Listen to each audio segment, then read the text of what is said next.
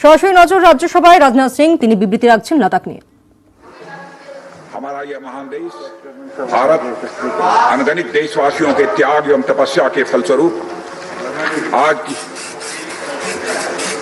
लगा लें पूरा। अरे भाई सबके लिए भूल गए, एक मिनट तो अपने हाथ देना अच्छा होगा, इसमें क्या है।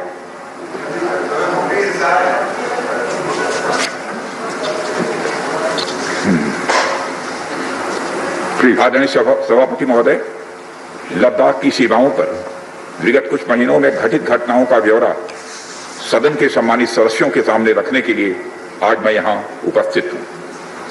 हमारा यह महान देश भारत अनगणित देशवासियों के त्याग एवं तपस्या के फलस्वरूप आज की स्थिति तक पहुंचा है। अध्यक्ष महोदय, स्वतंत्र भारत में भारत की सेनाओं ने देश की सुरक्षा के लिए अपना सर्वोच्च न्यौछावर करने में कभी भी कोताही नहीं बरती है। और आप सबको ज्ञात है कि 15 जून 2020 को गलवान घाटी में कर्नल संतोष बाबू के साथ हमारे 19 और बहादुर जवानों ने भारत माता की सीमा की रक्षा करते हुए अपने प्राणों की आहुति दे दी। हमारे प्रधानमंत्री श्री नरेंद्र मोदी जी ने स्वयं लद्दाख जाकर वीर जवानों का हौसला बढ़ाया। मैंने भी बहादुर जवानों से मिलकर उनके शौर्य और अटूट साहस का स्वयं भी अनुभव किया है। अध्यक्ष महोदय, सबसे पहले मैं संक्षेप में चाइना के साथ हमारे बाउंड्री इश्यूज के बारे में बताना चाहता हूं। जैसा कि सदन इस बात से अवगत है कि भारत एवं चाइना का सीमा का प्रश्न अभी तक अनसुलझा है। भारत और चाइना की बाउंड्री का कस्टमरी और ट्रेडिशनल अलाइनमेंट चाइना नहीं मानता है। यह सीमा रेखा वेल एस्टेब्लिश्ड भौगोलिक सिद्धांतों पर आधारित है, जिसकी पुष्टि न केवल ट्रीटीज और एग्रीमेंट्स द्वारा बल्कि हिस्टोरिक यूसेज और प्रैक्टिसेस द्वारा भी सभापति महोदय हुई है।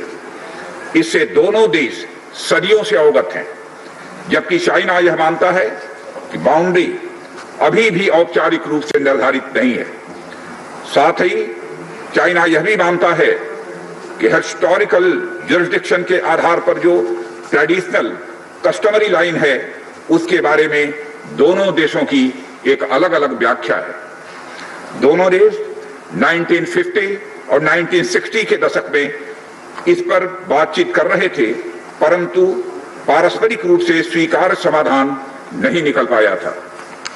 सभापति महोदय, जैसा कि यह सदन अवगत है कि चाइना लद्दाख में भारत की लगभग 38,000 स्क्वायर किलोमीटर भूमि का अनधिकृत या कब्जा किए हुए है। इसके अलावा 1963 में एक तथाकथित बाउंड्री एग्रीमेंट के तहत पाकिस्तान ने पाक ऑक्युपाइड कश्मीर की 5,880 स्क्वायर किलोमीटर भारतीय जमीन अवैध रूप से चाइना को सौंप दी है। चाइना अरुणाचल प्रदेश की सीमा से लगे हुए लगभग 90,000 स्क्वायर किलोमीटर भारतीय क्षेत्र को भी अपना ही बताता है। सभापति महोदय, भारत तथा चाइना दोनों ने औपचारिक तौर पर यह माना है कि सीमा का प्रश्न एक जटिल मुद्दा है, जिसके समाधान के लिए पेशेंस की आवश्यकता है तथा इस मुद्दे का फेयर, रीजनेबल और म्यूचुअली एक्सेप्टेबल समाधान शांतिपूर्ण बातचीत के द्वारा निकाला जाए। ये दोनों इस बात पर सहमत हैं। अंतरिम रूप से दोनों पक्षों ने यह मान लिया है कि सीमा पर शांति और स्थिरता बहाल रखना द्विपक्षीय संबंधों को बढ़ाने के लिए यह नितांत आवश्यक है। मैं यह भी बताना चाहता हूं सभापति महोदय कि अभी तक इंडिया चाइना के बॉर्डर एरियाज में commonly delineated line of actual control नहीं है और एलएसी को लेकर दोनों का परसेप्शन भी यह अलग अलग है। इसलिए पीस और ट्रैंक्विलिटी बहाल रखने के लिए दोनों देशों के बीच कई तरह की एग्रीमेंट्स और प्रोटोकॉल्स भी हुए हैं। इन समझौतों के तहत दोनों देशों ने यह माना है कि एलएसी पर शांति और स्थिरता बहाल रखी जाए, जिस पर एलएसी की अपनी अपनी रेस्पेक्टिव पोजीशंस और बाउंड्री क्वेश्चंस का कोई प्रभाव नहीं पड़ेगा। इस आधार पर वर्ष 1988 के बाद से दोनों देशों के बाइलेटरल रिलेशंस में काफी विकास भी हुआ है। भारत का मानना है कि बाइलेटरल रिलेशंस को विकसित किया जा सकता है तथा साथ ही साथ बाउंड्री के मुद्दे के समाधान के बारे में चर्चा भी की जा सकती है। यह हम दोनों काम कर सकते हैं, परंतु एलएसी पर पीस और ट्रैंक्विलिटी में किसी भी प्रकार की गंभीर स्थिति का बाइलेटरल रिलेशंस पर निश्चित रूप से असर पड़ेगा, यह बात भी दोनों पक्षों को अच्छी तरह समझनी चाहिए। वर्ष 1993 और 1996 के समझौते में इस बात का जिक्र है कि एलएसी के पास दोनों देश अपनी सेनाओं की संख्या कम से कम रखेंगे। समझौते में यह भी है कि जब तक बाउंड्री इशू का पूर्ण समाधान नहीं होता है तब तक एलएसी को स्ट्रिक्टली रेस्पेक्ट और एडहर किया जाएगा और उसका उल्लंघन किसी भी सूरत में नहीं किया जाएगा।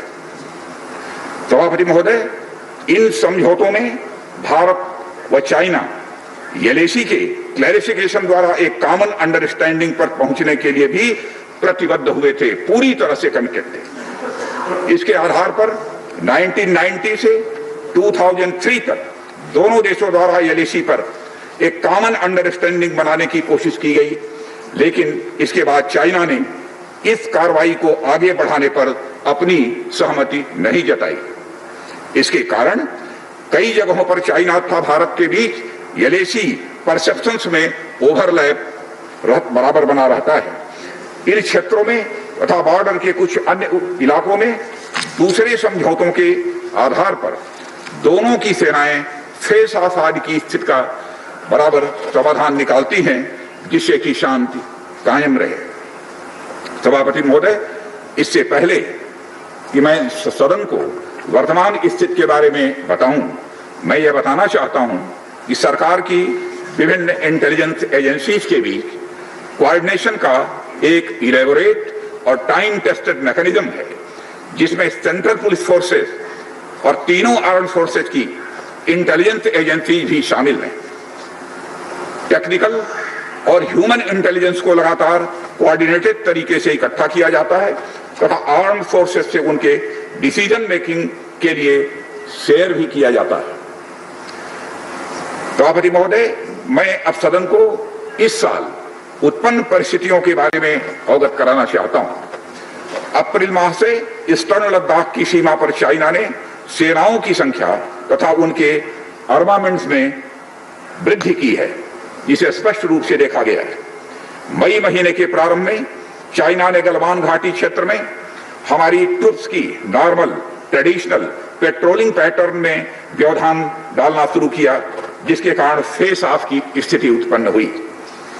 ग्राउंड कमांडर्स द्वारा इस समस्या को सुलझाने के लिए विभिन्न समझौतों तथा प्रोटोकॉल के तहत वार्ता की जा रही थी कि इसी बीच मई महीने के मध्य में सभापति महोदय, चाइना द्वारा वेस्टर्न सेक्टर में कई स्थानों पर एलएसी पर ट्रांसग्रेशन करने की कोशिश की गई। इसमें कोंकला, गोगरा और पेंगोंग लेक का नॉर्थ बैंक शामिल है। इन कोशिशों को हमारी सेनाओं ने समय पर देख लिया तथा उसके लिए आवश्यक जवाबी कार्रवाई भी हमारी सेना ने की, सभापति महोदय। और हमने चाइना को डिप्लोमेटिक तथा मिलिट्री चैनल्स के माध्यम से यह अवगत करा दिया इस प्रकार की गतिविधियां यथास्थिति को, यानी स्टेटस को एक तरफा बदलने का प्रयास है, और यह भी साफ कर दिया कि ये प्रयास हमें किसी भी सूरत में सभापति महोदय मंजूर नहीं है। यह दो टूक शब्दों में यह चाइना को बता दिया गया है। एलएसी के ऊपर फ्रिक्शन बढ़ता हुआ देखकर दोनों तरफ के सैन्य कमांडरों ने 6 जून 2020 को मीटिंग की तथा इस बात पर सहमति बनी कि रेसिप्रोकल एक्शंस के आधार पर डिसएंगेजमेंट किया जाना चाहिए। दोनों पक्ष इस बात पर भी सहमत हुए कि एलएसी को माना जाएगा तथा कोई ऐसी कार्रवाई नहीं की जाएगी जिससे यथास्थिति यानी स्टेटस को बदले। किंतु इस सहमति के उल्लंघन में चीन द्वारा एक बहुत ही वायलेंट फेस ऑफ की स्थिति 15 जून को गलवान में क्रिएट की गई। हमारे बहादुर सिपाहियों ने, बहादुर जवानों ने अपनी जान का बलिदान दिया, पर साथ ही चीनी पक्ष को भी भारी क्षति पहुंचाई है सभापति महोदय, और अपनी सीमा की सुरक्षा में कामयाब भी रहे। इस पूरी अवधि के दौरान हमारे बहादुर जवानों ने जहां संयम की जरूरत थी वहां संयम रखा, और जहां शौर्य की जरूरत थी वहां शौर्य का भी प्रदर्शन किया। मैं सदन से यह अनुरोध करता हूं कि हमारे सैनिकों की वीरता एवं बहादुरी की भूरी भूरी प्रशंसा की जानी चाहिए।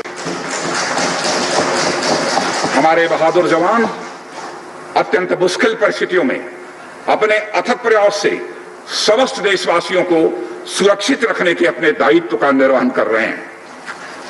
सभापति महोदय, एक ओर किसी को भी हमारी सीमा की सुरक्षा के प्रति हमारे दृढ़ निश्चय या डिटर्मिनेशन के बारे में संदेह नहीं होना चाहिए, वहीं भारत यह भी मानता है कि पड़ोसियों के साथ शांतिपूर्ण संबंधों के लिए आपसी सम्मान और संवेदनशीलता भी यह रखना आवश्यक है।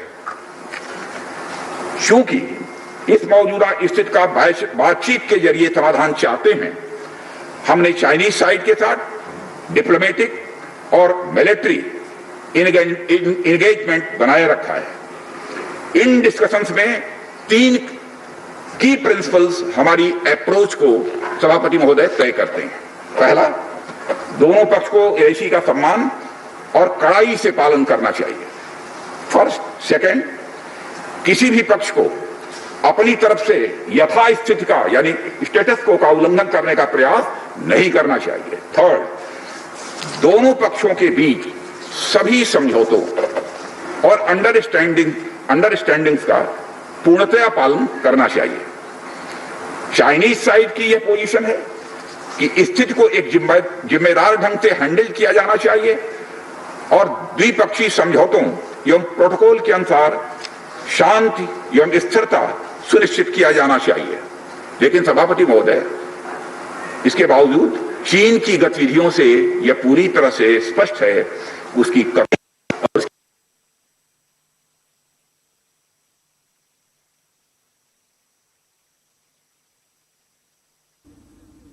রাজ্যসভায় প্রতিরক্ষামন্ত্রী রাজনাথ সিং লাদাখ নিয়ে বিবৃতি দিচ্ছেন। তিনি যেমনটা বললেন যে এপ্রিল থেকে এলএসিতে চীন সেনা বাড়িয়েছে, যদিও মেতে ভারতে পেট্রোলিং এ বাধা দেয় চীনা সেনা। साउथ बैंक एरिया में स्टेटस को बदलने का एक चीन के द्वारा प्रयास किया गया, लेकिन एक बार फिर हमारी आर्म फोर्सेस के द्वारा सभापति महोदय टाइमली व फर्म एक्शंस के कारण उनके प्रयास किसी भी सूरत में सफल नहीं हो पाए। सभापति महोदय, जैसा कि उपर्युक्त घटनाक्रम से स्पष्ट है, चीन की कार्रवाई से हमारे विभिन्न द्विपक्षीय समझौतों के प्रति उसका डिसरिगार्ड दिखता है। चीन द्वारा ट्रुप्स की भारी मात्रा में तैनाती किया जाना 1993 और 1996 के समझौतों का उल्लंघन है। का सम्मान करना और उसका कड़ाई से पालन किया जाना सीमा क्षेत्रों में शांति और सद्भाव का यह आधार है, और इसे 1993 और 1996 के समझौतों में स्पष्ट रूप से स्वीकार भी किया गया है, जबकि हमारी आर्म्ड फोर्सेस इसका पूरी तरह से पालन करती हैं। सभापति महोदय, चाइनीज साइड की ओर से ऐसा नहीं हुआ है। उनकी कार्रवाई के कारण एलएसी के आसपास समय समय पर फेस ऑफ और फ्रिक्शंस पैदा हुए हैं। जैसा कि मैंने पहले भी उल्लेख किया, इन समझौतों में फेस ऑफ की स्थिति से निपटने के लिए विस्तृत प्रोसीजर्स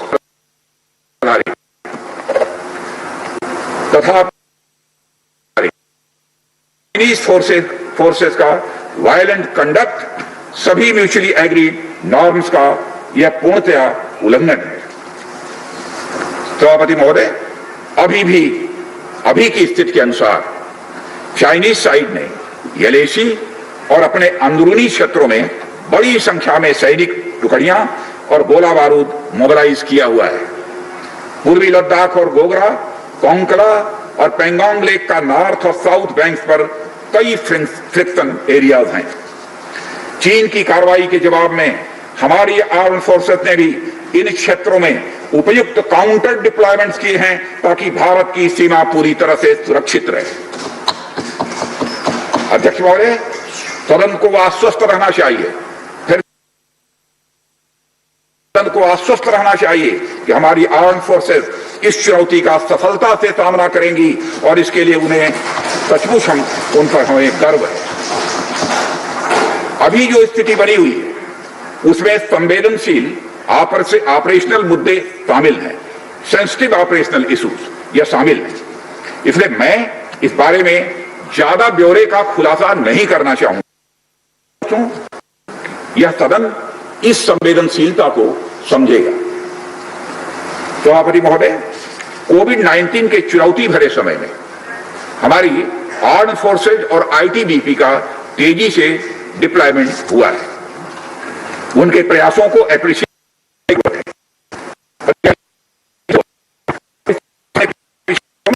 बॉर्डर इंफ्रास्ट्रक्चर के विकास को काफी अहमियत दी है। सदन को जानकारी है कि पिछले कई दशकों में चीन ने बड़े पैमाने पर इंफ्रास्ट्रक्चर एक्टिविटी सीमा पर प्रारंभ की है, जिनसे बॉर्डर एरियाज में उनके डिप्लॉयमेंट की क्षमता भी बढ़ी है। इसके जवाब में हमारी सरकार ने भी बॉर्डर इंफ्रास्ट्रक्चर डेवलपमेंट के लिए बजट को बढ़ाया है, जो पहले से लगभग 2 गुना से अधिक है। इसके फलस्वरूप बॉर्डर एरियाज में काफी रोड्स और ब्रिजेस भी बनाए गए हैं। इससे न केवल लोकल पॉपुलेशन को जरूरी कनेक्टिविटी ही मिली है, बल्कि हमारी आर्म्ड फोर्सेस को बेहतर लॉजिस्टिकल सपोर्ट भी मिला है। इसके कारण वे बॉर्डर एरियाज में अधिक अलर्ट रह सकते हैं और जरूरत पड़ने पर बेहतर जवाबी कार्रवाई भी कर सकते हैं। और आने वाले समय में भी सरकार इस उद्देश्य के प्रति पूरी तरह से प्रतिबद्ध रहेगी। देश हित में हमें कितना ही बड़ा और कितना ही कड़ा कदम उठाना पड़े, सभापति महोदय, हम पीछे नहीं हटेंगे। माननीय सभापति महोदय, मैं इस बात पर बल देना चाहूंगा कि भारत हमारे बॉर्डर एरियाज में मौजूदा मुद्दों का हल शांतिपूर्ण बातचीत और विचार विमर्श के जरिए किए जाने के प्रति पूरी तरह से प्रतिबद्ध है। इस उद्देश्य से मैं अपने चाइनीज काउंटर पार्ट से 4 सितंबर को मॉस्को में मिला और उनसे हमारी मौजूदा स्थिति के बारे में व्यापक चर्चा भी हुई है। मैंने स्पष्ट तरीके से हमारी चिंताओं को चीनी पक्ष के सामने रखा है, जो उनकी बड़ी संख्या में ट्रूप्स की तैनाती, आक्रामक रवैया और एक तरफा स्टेटस को बदलने की कोशिश से संबंधित था। इन सब सारे मुद्दों को अपने काउंटर पार्ट के सामने हमने रखा है और मैंने 2 टूक शब्दों में यह स्पष्ट किया कि हम इस मुद्दे को शांतिपूर्ण ढंग से हल करना चाहते हैं और हम चाहते हैं कि चीनी पक्ष हमारे साथ मिलकर काम करे। वहीं हमने यह भी स्पष्ट कर दिया कि हम भारत की एकता, संप्रभुता और अखंडता की रक्षा के लिए पूरी तरह से प्रतिबद्ध हैं। यह भी हमने पूरी तरह से स्पष्ट कर दिया। इसके बाद मेरे सहयोगी विदेश मंत्री श्री जयशंकर जी भी 10 सितंबर को मॉस्को में चाइनीज विदेश मंत्री से मिले।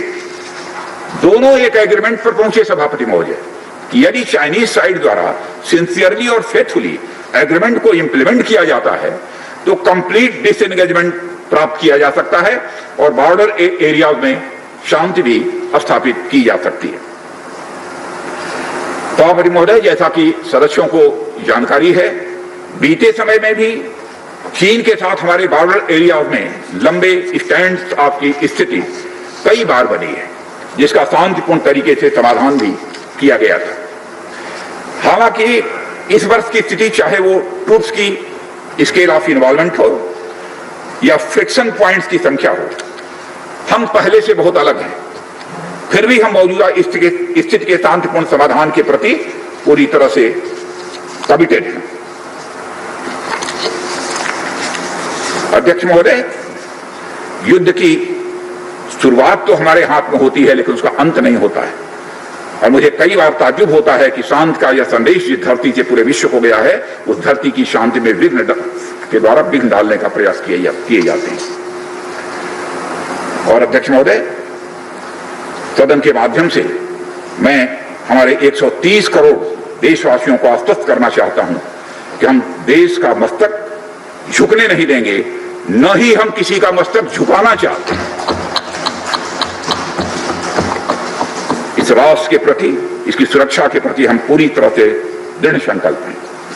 अध्यक्ष महोदय, इस सदन की एक गौरवशाली परंपरा रही है कि जब भी देश के समक्ष कोई बड़ी चुनौती आई है तो इस सदन ने भारतीय सेनाओं की दृढ़ता और संकल्प के प्रति अपनी पूरी एकता और पूरा भरोसा दिखाया है। साथ ही सीमा क्षेत्र में तैनात अपने बहादुर सेना के जवानों के शौर्य, पराक्रम और सीमा की सुरक्षा के प्रति उनकी प्रतिबद्धता पर इस सदन ने पूरा विश्वास भी व्यक्त किया है। मैं आपके माध्यम से देशवासियों को यह विश्वास दिलाना चाहता हूं कि हमारे आर्म्ड फोर्सेस के जवानों का जोश एवं हौसला बुलंद है सभापति महोदय, और हमारे जवान किसी भी संकट का सामना करने के लिए पूरी सीमा पर हमारे वीरों ने दिखाने के बजाय धैर्य और साहस का परिचय दिया है। हमारे यहां कहा गया है कि साहसे खलु स्त्री वती, यानी साहस में ही विजय स्त्री का निवास होता है, और हमारे सैनिक तो साहस के साथ साथ संयम, शक्ति, शौर्य और पराक्रम की जीती जागती प्रतिमूर्ति है सभापति महोदय। माननीय प्रधानमंत्री जी के बहादुर जवानों के बीच जाने के बाद हमारे कमांडर तथा जवानों में यह स्पष्ट संदेश गया है कि देश के 130 करोड़ देशवासी जवानों के साथ खड़े हैं। उनके लिए बर्फीली ऊंचाइयों के अनुरूप विशेष प्रकार के गर्म कपड़े, उनके रहने का स्पेशलाइज्ड टेंट तथा उनके सभी अस्त्र शस्त्र व गोला बारूद की पर्याप्त व्यवस्था की गई है। महोदय, हमारे जवानों का हौसला बुलंद है। दुर्गम ऊंचाइयों पर जहां ऑक्सीजन की बराबर कमी बनी रहती है तथा तापमान भी शून्य से नीचे होता है, स्पेशलाइज्ड टेंट तथा उनके सभी अस्त्र शस्त्र व गोला बारूद की पर्याप्त व्यवस्था की गई है। महोदय, हमारे जवानों का हौसला बुलंद है। दुर्गम ऊंचाइयों पर जहां ऑक्सीजन की बराबर कमी बनी रहती है तथा तापमान भी शून्य से नीचे होता है, उनके उत्साह में कोई कमी देखने को नहीं मिलती है, और वे सियाचिन, कारगिल आदि जैसी ऊंचाइयों पर अपना कर्तव्य इतने वर्षों से लगातार निभाते चले आ रहे हैं। सभापति महोदय, यह सच है, हम लद्दाख में एक चुनौती के दौर से गुजर रहे हैं, लेकिन साथ ही मुझे पूरा भरोसा है कि हमारा देश और हमारे वीर जवान इस चुनौती पर खरे उतरेंगे। मैं इस सदन से अनुरोध करता हूं कि हम एक ध्वनि से अपनी सेनाओं की बहादुरी और उनके अदम्य साहस के प्रति सम्मान प्रदर्शित करें, और इस सदन से दिया गया एकता व पूर्ण विश्वास का संदेश पूरे देश और पूरे विश्व में गूंजेगा, और हमारे जवान जो कि चीनी सेनाओं से आंख मिलाकर अडिग खड़े हैं, उनमें एक नए मनोबल, ऊर्जा व उत्साह का सभापति महोदय संचार होगा। इन्हीं शब्दों के साथ मैं अपना वक्तव्य समाप्त करता हूं। बहुत बहुत धन्यवाद।